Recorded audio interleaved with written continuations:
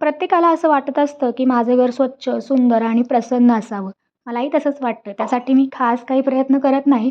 पण सकाळी छान अशी देवपूजा करते, देवघर फुलांनी सजवते, कापूर जाळते, ज्यामुळे घरात शांती राहते.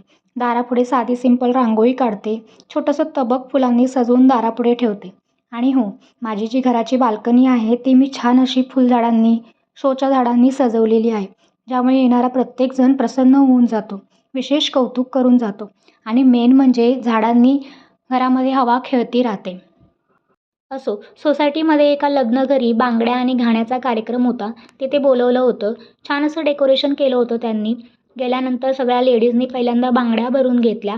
त्यानंतर मग हळद बारीक करून घेतली, हळद दळून घेतली आणि त्यानंतर ज्या अक्षता होत्या त्यांना कलरमध्ये मिक्स करून त्या एकत्र केल्या. तुमच्याकडे सुद्धा असंच केलं जातं का? कमेंट करून नक्की सांगा. बाय.